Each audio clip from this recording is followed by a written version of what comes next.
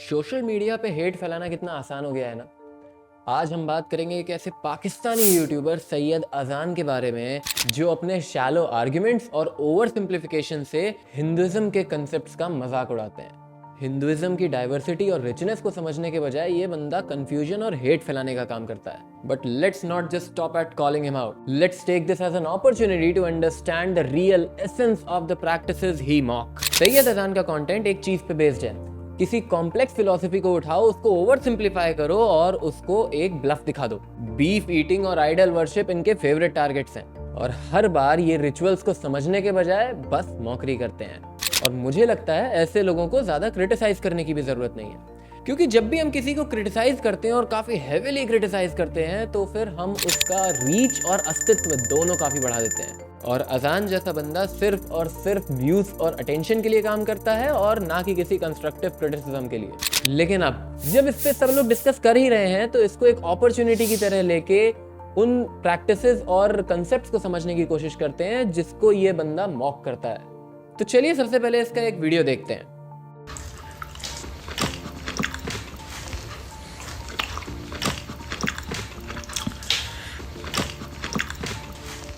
तो सबसे पहले गाय क्यों सेक्रेट समझी जाती है इसको समझते हैं।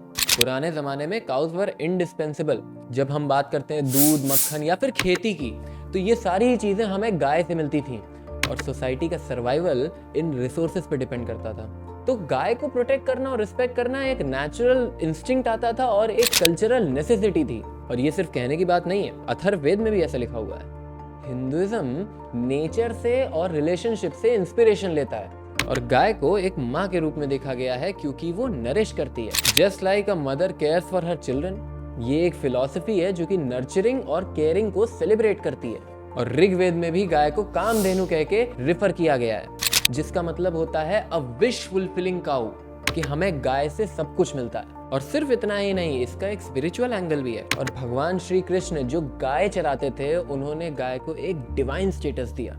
गाय उनकी लीलाओं और डिवाइन केयर का एक अहम हिस्सा थी। तो ये सारी ही बातें मिलकर गाय को एक सेक्रेड और होली एनिमल की तरह कंसिडर करने पे हमें मजबूर करती है। अरे अगर हम लोगों को किसी से कुछ मिल रहा है और उस सोसाइटी का डिपेंडेंस ही उस चीज़ पर डिपेंड करता है, तो नेचुरल सी बात है हम उसकी रिस्पेक्ट करेंगे और उसको हम होली कंसिडर करने लगेंगे। पुराने ज़माने के इंसान का दिमाग इतना कॉम्प्लेक्स नहीं था, वो सिंपल चीज़ों को सिंपल लेता था। तो इसी वजह से गाय को तब से आज तक होली कंसिडर किया जाता है। इतनी सी बात इस इंसान के दिमाग में नहीं घुसेगी। लेकिन खैर, अपना काम तो सिर्फ क्लैरिफिकेशन देना है, तो वो तो दे दिया। और इसी के साथ इसकी ये दूसरी क्लिप देखते हैं। अगर तो तुम जहन्नुम में जाना चाहते हो ना, तो मेरी इस वीडियो को इग्नोर कर सकते हो। शिर्क के अलावा एक और बहुत ही बड़ा गुनाह है जो तुम्हें जहन्नुम में लेके जा सकता है। तो आप समझते हैं कि आइडल वर्शिप क्यों गलत नहीं है। और जैसे इसने दिखाया कि भाई विष्णु जी को पूजने से लोग नरक में जाएंगे या एनीथिंग लाइक दैट, तो आओ उस पर थोड़ी सी बात कर लेते हैं। सबसे पहले तो ये समझो कि मूर्ति है क्या। ये सच है कि यजुर्वेद में लिखा हुआ है कि नातस्य प्रतिमास्ति, जिसका सिंपल सा मतलब होता है कि भगवान की या फिर जो भी डिवाइन पावर है उसका कोई फॉर्म नहीं है, उसका कोई पोर्ट्रेट नहीं है, उसकी कोई मूर्ति नहीं है, उसका कोई आकार, वो उसका कोई गुण नहीं है, उसकी कोई प्रॉपर्टीज नहीं है। ये चीज यजुर्वेद में लिखी हुई है, ये बात सच है। लेकिन इसका ये मतलब नहीं कि हम उसकी मूर्ति बना नहीं सकते। अब मूर्ति बनाने की जरूरत क्यों पड़ती है, इसको थोड़ा सा समझते हैं। सिंपल सी बात है यार, आज मैं तुमसे बोलूं कि एक निराकार भगवान को सोचो तो तुम्हारे दिमाग में कुछ भी नहीं आएगा, क्योंकि तुम उसको इमेजिन ही नहीं कर सकते। तो उस तक पहुंचने का रास्ता हुआ क्या, हमें उसको एक आकार, एक कंसेप्ट देना ही पड़ेगा। वो कंसेप्ट देने के लिए एक सिंप्लीफाइड लोगों ने, जो दिमाग से काफी सिंपल थे, जो कॉम्प्लेक्स नहीं थे, उन्होंने एक मूर्ति बना ली। उस मूर्ति के रास्ते से वो उस निराकार तक पहुंचने की कोशिश करते हैं। और वो मूर्ति सिर्फ एक माध्यम, एक तरीका है, वो मूर्ति ही भगवान नहीं है। इसीलिए एक मूर्ति को पूजा भी जाता है और उस मूर्ति को रास्ता समझा जाता है उस डिवाइन तक पहुंचने का, उस निराकार तक पहुंचने का, क्योंकि वो एक फीलिंग है, एक अब तुम सोचो ना, जिस चीज का कोई फॉर्म नहीं है उसका एक्सप्लेनेशन भी कैसे होगा। उसको एक्सप्लेन करने के लिए हमें उसकी लिमिट्स बतानी पड़ेगी, उसका एक फॉर्म डिफाइन करना पड़ेगा। तो वही फॉर्म हमने मूर्ति के रूप में डिफाइन किया है। और ऋग्वेद में भी ये लिखा गया है कि एकम सत विप ब्रवधा वदंती, जिसका सिंपल सा मतलब है कि सत्य एक ही है, लेकिन उसको एक्सप्लेन करने के तरीके कई सारे हो सकते हैं। तो ये कहीं नहीं लिखा गया है, या ये कहीं इसका मतलब नहीं है कि आइडल वर्शिप यानी मूर्ति पूजा गलत है और वो तुमको नर्क की तरफ लेके जाएगी। ये एकदम ही गलत कंसेप्ट है। सिंपल सी बात है कि हम उस निराकार तक पहुंचने का एक माध्यम, एक रास्ता बनाते हैं। कुछ लोग उस रास्ते को रिजेक्ट कर सकते हैं, वो अपना रास्ता बना सकते हैं, उसमें कोई मना ही नहीं है, लेकिन आइडल वर्शिप गलत नहीं है।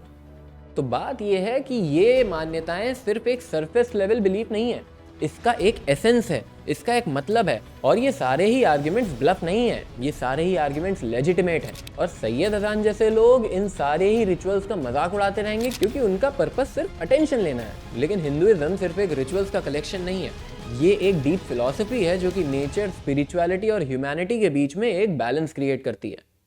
तो यार लास्ट कुछ वीडियोस से कुछ कमेंट्स आ रहे थे कि मुझे कुछ नहीं पता हिंदुइज्म के बारे में, तो मैं तुम लोगों को कुछ बात बताना चाहता हूँ। Just wanted to tell you कि why I am eligible to teach you anything.